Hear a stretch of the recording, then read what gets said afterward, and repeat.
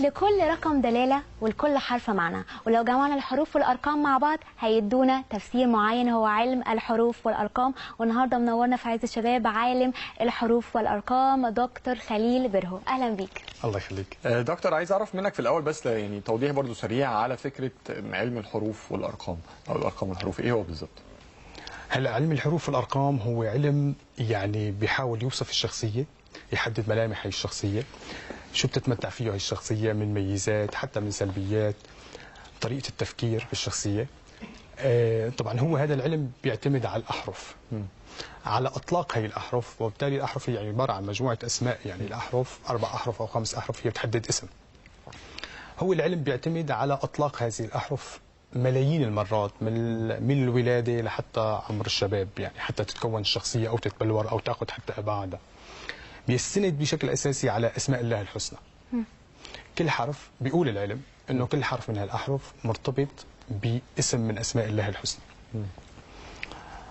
وبتتجمع عنا نحن عندنا مجموعة أسماء حسنى، مثلا إذا كان الاسم مثلا خليل أو أحمد بيكون عندنا 4 أسماء إلهية مسيطرة أو مؤثرة أو يستمد منا صاحب الاسم نوع من أنواع الطاقة، نوع من أنواع الإشعاع، وبالتالي بتأثر على شخصيته أو تأخذ الشخصية بمحور ما. يعني هو هي الفكرة المبسطة. طبعا هو الموضوع أكثر صعوبة في التحديد. أكيد. لا يعني في حاجات مثلا في دماغي بتبقى كتير ملخبطة، يعني هو فكرة طب افرض مثلا واحد غير اسمه لما كبر مثلا، يعني أنت عارف يعني هل الحاجات اللي هي إذا غير اسمه بيتخذ الاسم اللي كان موجود بالأصل بمرحلة الطفولة. هلا إذا تغير الاسم بمرحلة الطفولة المبكرة كتير ممكن ينفع، أما إذا كان صار عمره 20 سنة وغير اسمه ما راح ينفع أبدا، راح يكون الاسم الأساسي هو الاسم اللي انطبع بالبداية. طيب دكتور، طريقة بقى حساب الأرقام والحروف بتبقى مثلا مرتبطة بعلم الفلك؟ لا لا لا لا، هذا العلم بعيد ابدا عن علم الفلك او حتى عن علم الابراج، مع احترامي لكل العلوم. هذا العلم علم بيعتمد يعني له، فينا نقول له قاعده نوعا ما دينيه، ومرتبطه باسماء إلهية محددة، ومرتبطة حتى فينا نقول يعني حساب الأرقام مرتبط بإعجاز رقمي من القرآن الكريم. يعني هو علم ما له مستند لا ولا له علاقة بأي نوع من العلوم الماورائيات الشائعة الموجودة هلا. ما كنت لسه عايز أسألك في ده، لأن احنا بنشوف برضو العالم الغربي بنفس الأسامي بس بالحروف اللاتيني بيحاولوا يوصلوا لنفس الفكرة، يعني فعايز أعرف يعني واللي أنت بتقوله شكله تبعنا احنا، شكله عربي بالعكس في طابع إسلامي، فأنا عايز أفهم. لا له طابع اسلامي، بس نحن انا جربت وشفت كثير اي اسم اجنبي قلبه بحروف عربيه وقدمه بيعطي نفس النتيجه. نفس النتيجه بس له بالاحرف خليها تكون احرف عربيه. يعني ممكن ايام يصير في شك بوجود ياء او عدم وجود ياء باسماء الاجنبيه يعني. اما بشكل العام اذا انقلب معنى الاسم وقلب بشكل عربي وحسبناه بطريقه بالاحرف العربيه بيعطي نتيجه مماثله تماما للاحرف العربيه. لان هو علم يعني له سند ديني، لكن لكل العالم اكيد. بدأ امتى ومين اللي عمله؟ هو هذا العلم قديم كثير، له علاقه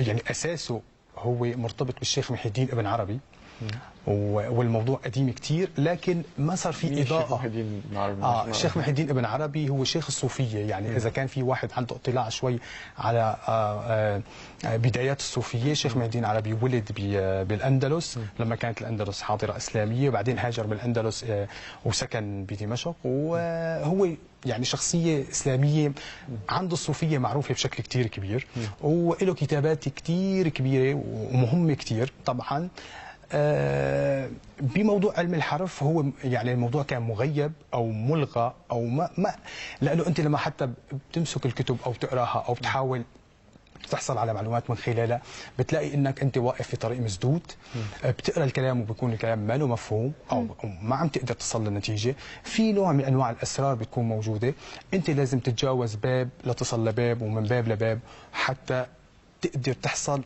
على هذا العلم. يعني هو العلم هذا ما له متاح لكل الناس، هو عم بيفهم الشيخ انه هذا العلم متاح، ممكن يكون متاح لناس محددين بيمتلكوا قدرات محدده، بيمتلكوا ملكات محدده، بيمتلكوا مدارك محدده، ما كان في عليه اضاءه ابدا، بس نحن لازم نضيء عليه هلا بشكل كثير كبير لانه يعني فيه فائده كثير كبيره للناس. طب يا دكتور بقى عاوزين حاجه بقى شرح عملي. اسمي مثلا خلود. واسم والدتك؟ سلوى.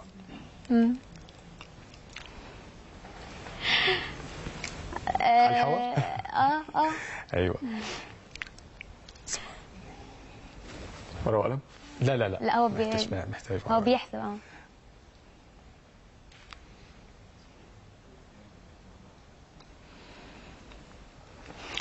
خلود، انت اسمك بيقول مثلا انه انت شخصيه كثير قويه،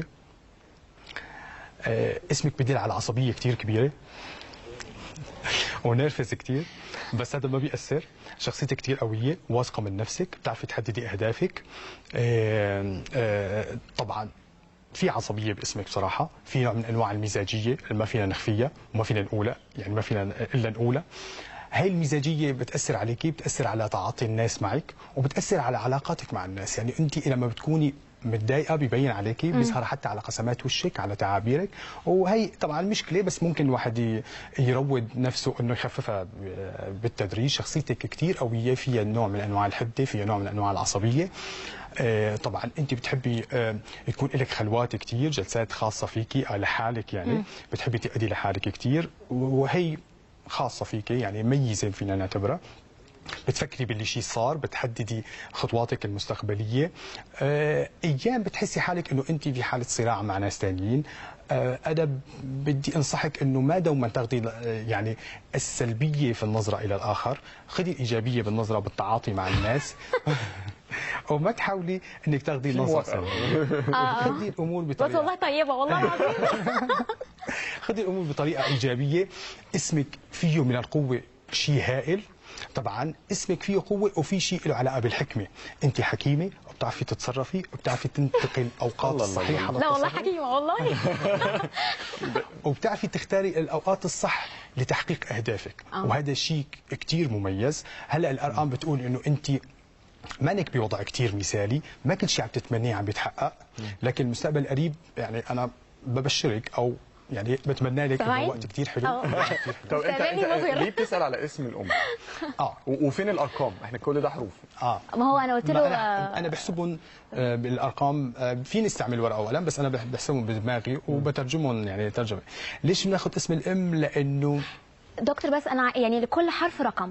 اكيد. يعني انت بتحسب الكلمات او اسمي عن طريق الارقام دي. اوكي. أكيد.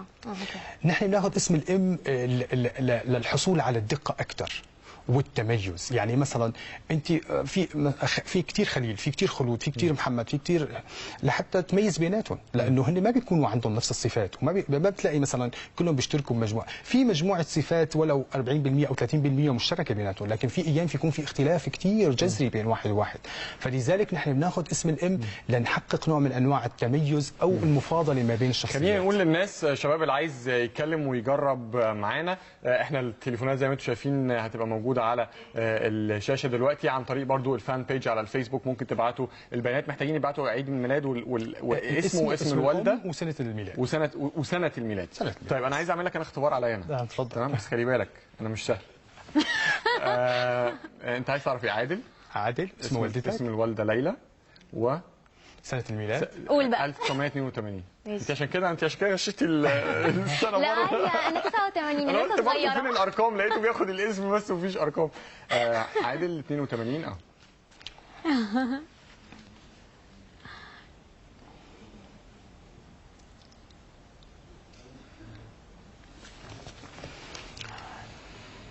اثنيناتكم الموجودين هون بتمتعوا بشخصيات قويه كثير، يعني بارز القوه. طبعا القوه اللي حتى اللي عم يشوفونا يفهموا القوه. دوما في ناس بتفكر اذا بتقول له انت قوي بفكر انه هذا موضوع سلبي.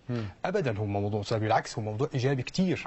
حلو الواحد كثير انه تكون شخصيته قويه، لانه شخصيته قويه بيعرف يحقق اهدافه، بيعرف يصل لاهدافه، بيعرف يحقق كل شيء بده اياه في الحياه. اما الشخصيه الضعيفه يعني بيتعب كثير بحياته. انت اسمك فيه بدل على شخصيه كثير قويه، كثير كثير كثير كثير كثير زياده عن اللزوم. مين اكتر، انا ولا هو؟ شخصيتك كثير قويه، شخصيتك كثير فيها نشاط. الحلو باسمك انه انت في عندك ديناميكيه كثير عاليه ونشاط كثير كبير باسمك. يعني انت اذا بتشتغل 24 ساعه انت قادر على الانتاج، قادر على العطاء، ابدا ما بتمل وابدا ما بتحس بحاله بحالات الكسل. طبعا الطموح الموجود باسمك كثير عالي. عم بترافقك بحياتك من فتره لهلا، في كثير صعوبات عم ترافقك بالحياه، في كثير مشاكل عم بتصير معك، بس ما بيمنع اصرارك كثير كبير على التقدم، طموحك كثير عالي. خليني اغير لك حاجه بسيطه. احمد نفس كل شيء، ليلى و82 احمد ليلى و1982. انت نادولك بفتره من فترات احمد؟ ايه هو قصده انه واحد في نفس تاريخ الميلاد يعني؟ بس تاريخ الميلاد منه مهم. تاريخ الميلاد منه مهم، المهم هو اسم الام. اوكي، يعني انت بدك تسال عن احمد واسم امه ليلى. مين احمد؟ احمد بيختلف. يعني بيختلف، فينا نقول يعني ليس جذريا لكن بيختلف. احمد الشخصيه فيها نفس النشاط، فيها نفس الحيويه، في قدره على الابتكار، في قدره على اصطناع الحلول باماكن مسدوده، في قدره على الاختراع حتى، في شخصيه قويه. الاثنيناتهم بيتوافقوا بشخصيه قويه، والسبب هو بدايه اسم الام بحرف اللام. يعني في الحالتين في قوه، لانه حرف اللام هو من احرف القوه الهائله. الاسمين فيهم عصبيه، لكن عادل مثلا بيروح كثير للعند والتصلب. احمد اكثر ديناميكيه واكثر حيويه بالتعاطي، واكثر قدره على اصطناع الحلول. طب ولو احمد عادل؟ هو احمد عادل اسم مركب. اسم مركب. هي مشكله بالاسماء المركبه، يعني بمعنى انه نحن بنشوف الاسماء المركبه بتعمل لنا نوع من الاشكال في الحساب. ليش؟ لانه بيكون الاسمين متداولين، فغالبا مثل ما انت عملت بيعطونا الاسمين ونحن بنحكي عن الشخصيه، وهو صاحب الشخصيه بيعرف حاله انه كان هو عادل او احمد. اذا انت كنت ميال اكثر للعصبيه وللحده بتكون عادل. اذا كنت ميال للغموض بتكون عادل. إذا كنت ميال للديناميكية أكثر وما كان في غموض بالشخصية بتكون أحمد. معلش سؤال أخير على الحتة دي، هل يعني افرض في حد اسمه محمد بس كل الناس أو أصحابه وأسرته بينادوا له مثلا، هو اسمه محمد بينادوا له يا سمير مثلا، فهل انت بتاخد اللي بيلقب بيه اللي بيكنى بيه ولا اللي في الورق مكتوب؟ والله هي عادل بحالات بناخذ الاسم المسجل وبحالات بناخذ الاسم المنادى. لما بيتفق الكل، يعني في حالات لما بيتفق الكل بما فيهم البيت والخارج على اسم محدد، غالبا بيكون هذا الاسم المنادى. لما بصير في اختلاف بناخذ الاسم المسجل اكثر، المستخدم بالمدرسه اكثر، والحياه بالبدايه يعني اثناء الطفوله يعني اكثر.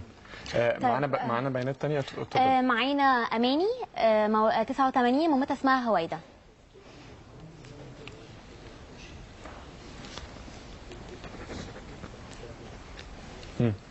هو احنا بس يا شباب التليفونات احنا بناخد اللي بيكلمنا، بناخد البيانات وبنقولها على طول عشان ايه نحاول ناخد اكبر عدد ممكن ان شاء الله.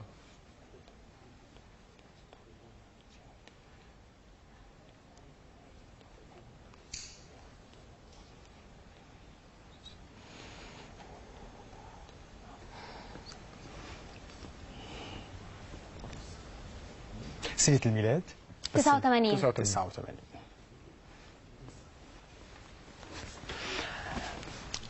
إذا بدنا نحكي عن أماني، فأماني شخصية مميزة، لكن شخصية نوعا ما فيها حالة من حالات الضعف. ما فينا نقول الضعف الشديد، لكن في حالة من حالات الضعف. في حالة الاسم كتير عاطفي، يعني فيه عاطفة كتير قوية. أنا بنصح لأماني إنه اوكي العاطفه موجوده، لكن لا تحاول تظهرها بشكل كثير كبير. اماني انسانه واضحه صريحه معبره عن عواطفها بشكل كثير كبير، مثل ما انتم عندكم بقول بتغرق بشبر ميه، نحن ما بدنا اياها تغرق بشبر ميه. ما تعبر عن العواطف الموجوده عندها بشكل كثير كبير، تحاول انه ما تكون متسرعه بالقاء العواطف تبعيتها. اسمها مميز كثير، فيه وضوح، فيه حيويه، فيه نشاط، لكن فيه عاطفه جياشه وكثير كبيره. هلا الحظ ماشي معها بشكل كثير كويس، ممكن كثير يخدمها بالايام الجاي، بس انا بنصحها انه ما كثير متهوره، ما كثير بتحاول تنجرف مع التيارات اللي ممكن تكون موجوده بحياتها. يعني ما تتسرعيش يا اماني. تمام. سؤال بس سريع، انا عايز اعرف هل الفكره دي عمرك لقيتها مثلا متضاربه مع فكره الابراج، ولا انت مش عايز تدخلهم في بعض؟ يعني فكره ان مثلا زي ما قلت لك مثلا لو نفس الكيس فلان وفلان توأم مثلا، فعاده على فكره الابراج تلاقي فيهم اشياء كومن، لكن بالنسبه للاسم هتبقى مختلف. اكيد، ومرت علي تجربه من 3 ايام، يعني من فتره طويله، توأم، لكن للاسف الحظ بيناتهم كثير مختلف، متفاوت بشكل كثير كبير، مع انه توأم حقيقي حتى، لكن الحظ بموضوع شو اسمه الموضوع مختلف تماما. طب احنا معانا ندى، والدتها اسمها عبير وهي مواليد 96.